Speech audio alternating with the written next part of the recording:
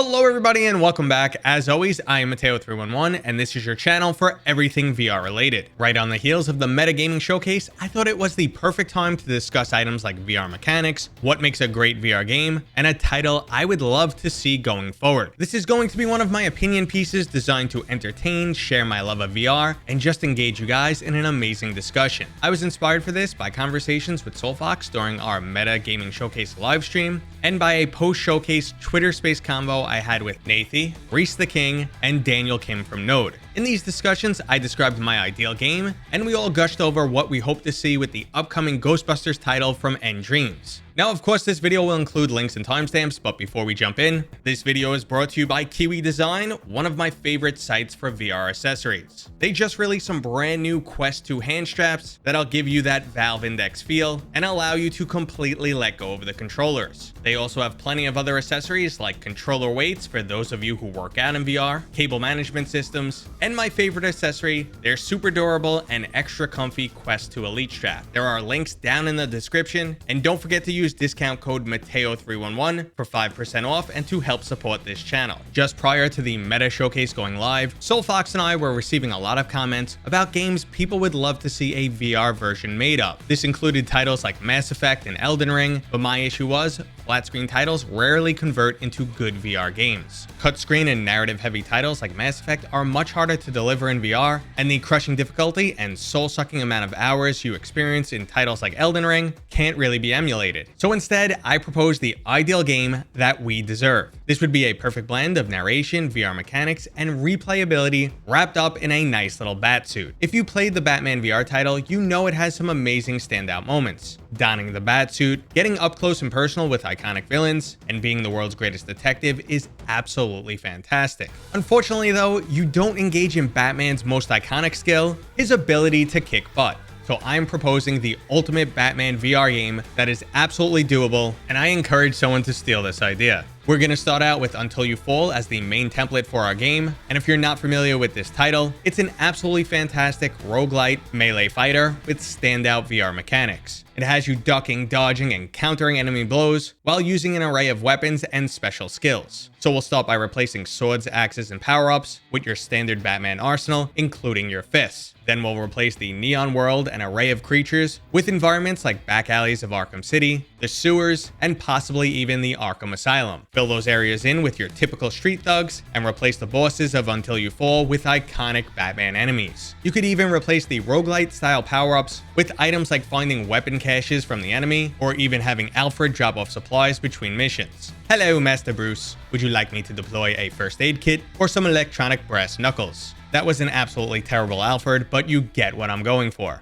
Now, if this title was only a roguelite, it would already be fantastic, but this is only one game mode that I want to include specifically for replayability. On top of this, I want to add a single player campaign, which would play just like the original Batman VR title, only chopped up with these additional segments of combat. So now we have everything we need for a truly great game and to take on the role of Batman. You knock out some bad guys, solve some crimes, and pounce on your enemies when they least expect it. Now, the likelihood of this title ever seeing the light of day is about the same as me becoming as wealthy as Bruce Wayne, but I just really enjoy discussing topics like this, and I would love to hear your feedback down in the comments. Is this a good idea? Awful idea? Are you a development studio that just stole this? If so, please just put my name in the credits. That's all I ask for. Now, the largest obstacle of this title is actually the licensing for Batman, but you might even be able to pull this off with a brand new superhero. After years of playing hundreds of VR titles, to me this feels like the perfect combination of a game that's actually doable and would have mainstream appeal. But for now, let's jump over to a title that is actually happening, and that's a co-op Ghostbusters game by nDreams in collaboration with Sony. So the level of cinematic teaser trailer dissection that transpired after the gaming showcase filled us up with a laundry list of both game items we thought would be included, plus an additional list of items that we hoped to see. From here, I'm going to break this down into what we believe we're getting and the extra items we're hoping will be included. Now, assuming that this cinematic teaser trailer was designed to accurately represent aspects of the game, this is what we believe we're getting. A 4-person ghost hunting experience set in the Ghostbuster universe, leaning towards a more cartoony, kid-friendly atmosphere with a gameplay loop similar to After the Fall. There'll be an emphasis on unlockable cosmetics, and that's about all we have so far. Now, even that might be a stretch, but you can clearly see in the trailer that characters have different costumes on, and those costumes seemed more like personalization rather than what the person would wear on the day-to-day. Now, ultimately, this is where we settled on what we thought the game would be like. From here, we all branched into different hopes and dreams. For starters, Reese the King was hoping this wouldn't be too kid-friendly, and while the original movies were rated PG, by today's standards, I really think they're more like PG-13 due to some of the language and horror elements. We came, we saw, we kicked its ass. Did you see it? What is it? We got it! Can I talk to Dana? There is no Dana, only Soul. What a lovely singing voice you must have.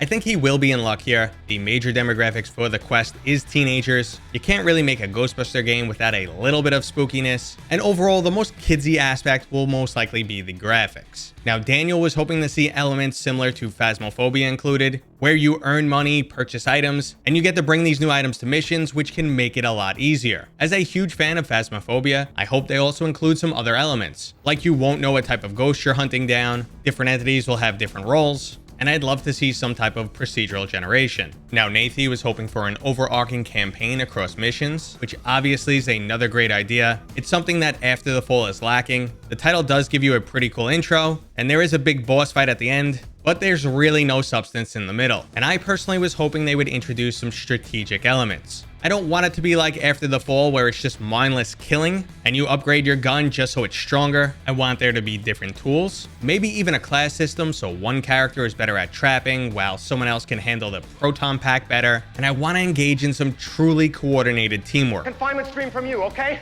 Go! Okay, hold him up there, he's gonna move, hold him up! Go! Working, Ray.